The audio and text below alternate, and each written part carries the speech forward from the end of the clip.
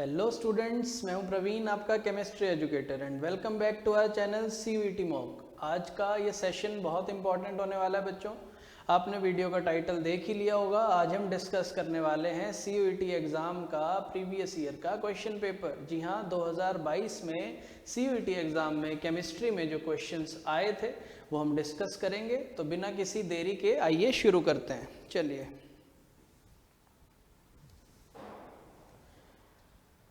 बच्चों हम डिस्कस करेंगे क्वेश्चन पेपर। ठीक, क्वेश्चन पेपर में जो जो सवाल आए थे एक एक कर वो हम शुरू करते हैं।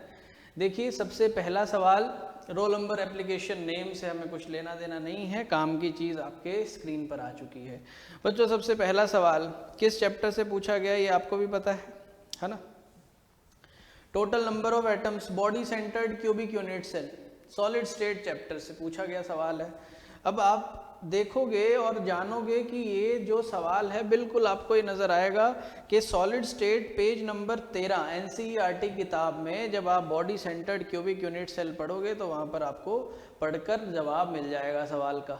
ठीक है ना बच्चों, मालूम पड़ रहा है NCERT की इम्पोर्टेंस कितनी है CUET एग्ज़ाम में। सीधा सवाल आ रहा है। ठीक, देखो ज़रा अगला सवाल आपकी स्क्रीन पर आ चुका है बेटा। Molarity of solution containing 8 gram NaOH in 200 ml solution. Molarity पता करनी है बेटा। Solution chapter number 2 NCERT book का। अब देखो ज़रा पेज नंबर, अगर आप देखोगे बेटा 38, पेज नंबर 38 पर आपको एक एग्जाम्पल नज़र आएगा, हूबहू सेम है। बस सिर्फ और सिर्फ देखो, कंसेप्ट बेटा NCERT की किताब ही सिखाएगी आपको। NCERT की किताब इसीलिए इंपॉर्टेंट है, कंसेप्ट यहाँ से समझो, अप्लाई करो। यहाँ दिया हुआ है 5 ग्राम NaOH इन 450 ml सॉल्यूशन, यहाँ क्या है 8 ग्राम NaOH इन 200 ml सॉल्यूशन। सिर्फ वैल्यूज क्या कर दी गई हैं, चेंज कर दी गई। ठीक, चलिए अगला सवाल देखते हैं बेटा। नेक्स्ट क्वेश्चन आपकी स्क्रीन पर आ चुका है। The half life of first order reaction, half life दी हुई है। हाफ लाइफ जो है वो क्या होगी और हमें क्या दिया हुआ है, रेट कांस्टेंट K की वैल्यू दी हुई है बेटा। Chemical kinetics chapter number 4। आइए देखते हैं NCERT की बुक में किस पेज पर इसका भी सॉल्यूशन मौजूद है। देखिए जरा page number 110, first order reaction बेटा।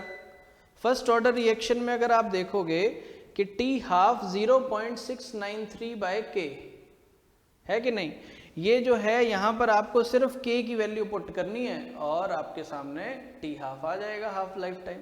सही है, चलो अगला सवाल देखते हैं। नेक्स्ट क्वेश्चन बेटा। अब आपके सामने सवाल में आपको नजर आएगा बेटा कि Oswald process for the manufacture of nitric acid, उस दैट इन्वॉल्व 3 स्टेप्स।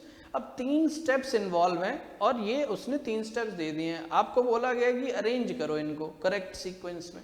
अब ये आप तब कर पाओगे जब आपने NCERT में किताब पढ़ी होगी और किताब में page number 179 P block elements, nitric acid का सवाल है, नाइट्रोजन का कंपाउंड होता है बेटा। देखो जरा, क्या ये 3 आपको स्टेप्स नजर आ रहे हैं? बिल्कुल आ रहे हैं। तो अगर जिस बच्चे ने NCERT पढ़ी होगी उसके लिए CUET एग्जाम बहुत ईजी होने वाला है बेटा। ठीक है ना, चलो देखो जरा अगला सवाल। अगले सवाल में आपको मैच, बच्चे को बोला गया है मैच करो लिस्ट 1 विद लिस्ट 2। एक तरफ आपको दिया हुआ है कोलॉइड टाइप, एक तरफ दिए हुए हैं एग्जाम्पल्स। ठीक, अब ये बच्चा तब कर पाएगा जब बच्चे ने ये जो पूरा टेबल उसको याद होगा। Page number 136 chapter number 5 surface chemistry, पूरा टेबल बेटा आप पढ़ लो। सभी एग्जाम्पल्स अगर आपके दिमाग में होंगे ऑटोमेटिक आपको पता लग जाएगा। उसके बाद, क्योंकि ज़रूरी थोड़ी है कि हर बार यही वाले ऑप्शंस आएंगे, ऑप्शंस यहाँ से कुछ भी आ सकते हैं, तो हमें फोकस किस पे करना है बेटा, NCERT किताब पर। ठीक, चलिए अगला सवाल देखो। नेक्स्ट क्वेश्चन क्या है बेटा। नेक्स्ट क्वेश्चन में आपसे बोला गया है कि KMnO4 ऑक्सीडाइजिंग एजेंट की तरह काम कर रहा है। तो जब KMnO4 पोटेशियम परमैंगनेट की रिएक्शन होती है पोटेशियम आयोडाइड के साथ, तो I नेगेटिव कन्वर्ट होके क्या बन जाता है, जो आयोडाइड आयन है उसमें क्या चेंज आता है। देखो जरा इसका आंसर, पेज नंबर 233 मैंगनीज है, उसका कंपाउंड है KMnO4। ठीक, D ब्लॉक। एलिमेंट है वो। अच्छा, एसिडिक सॉल्यूशन में जब आप यहाँ पर चेक करोगे बेटा तो आपको मिल जाएगा आंसर कि I नेगेटिव किस में कन्वर्ट हो रहा है। NCERT से ही सवाल पूछे जाएंगे, फिर से मैं याद दिला दूं, ठीक है बेटा। अब जरा अगला सवाल देखो।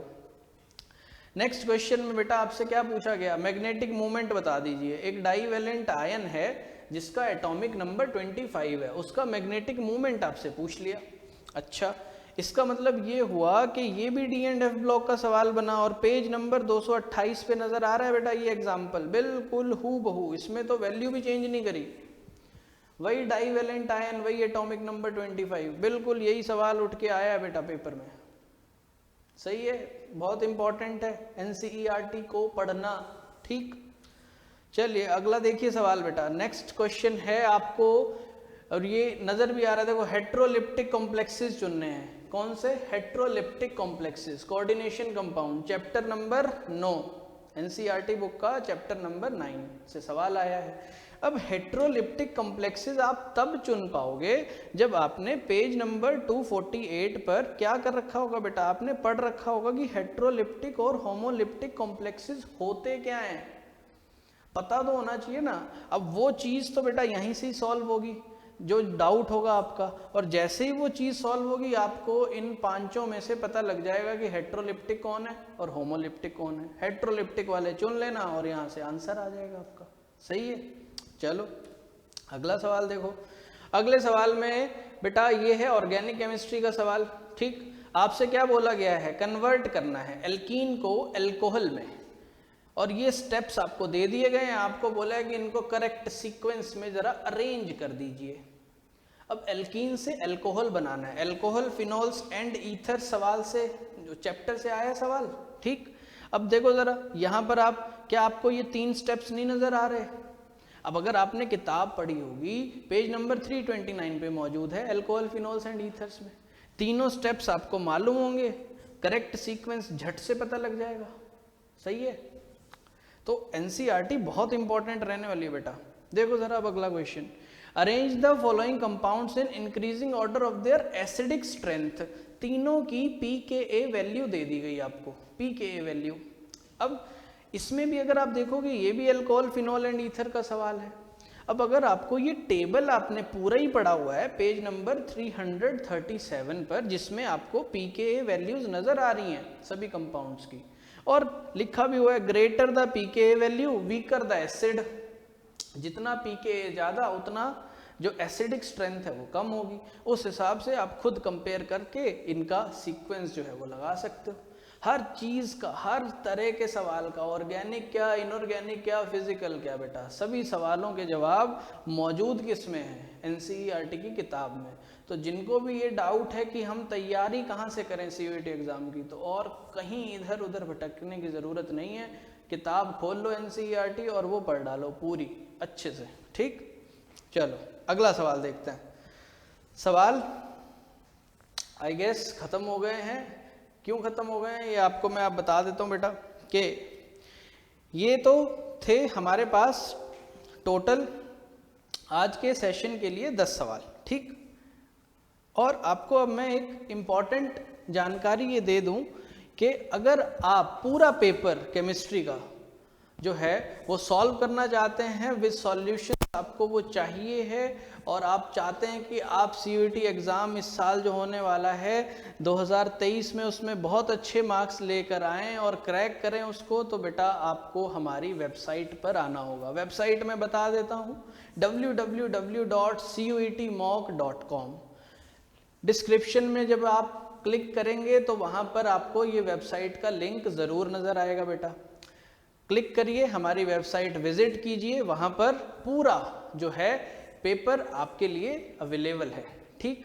और आप अपने दोस्तों को भी बता सकते हैं, अगर कोई किसी और स्ट्रीम का है तो उसको भी आप बता सकते हैं, और क्वेश्चन पेपर्स भी अवेलेबल होंगे हमारी वेबसाइट पर, ठीक है बेटा। तो आज के लिए इतना ही। आई होप कि आप ज़रूर पेपर अटेम्प्ट करोगे और इस चीज़ का भरपूर फ़ायदा उठाओगे, बिकॉज किसी भी कॉम्पिटिटिव एग्ज़ाम में बच्चों क्या इंपॉर्टेंट होता है, प्रीवियस ईयर क्वेश्चन पेपर जिसने सॉल्व किए होते हैं, क्योंकि जो है सिर्फ और सिर्फ कई जो चीज़ें हैं सिर्फ वो क्या करते हैं, कंसेप्ट वही रखते हैं, कुछ रकम बदल देंगे, थोड़ा हेरा फेरी कर देंगे, बट प्रीवियस ईयर सॉल्व करके जाने का बहुत फ़ायदा होता है। तो आई होप कि ये आपको सेशन पसंद आया होगा और आपको ये चीज़ बड़ी क्लियर हुई होगी कि CUET एग्ज़ाम में जो सवाल आएंगे उसके लिए हमें क्या पढ़ना है। ठीक, तो वेबसाइट पर आइए और पूरा जो पेपर है उसका फ़ायदा उठाइए। ठीक है बेटा, चलिए मिलते हैं फिर अगले सेशन में, तब तक थैंक यू।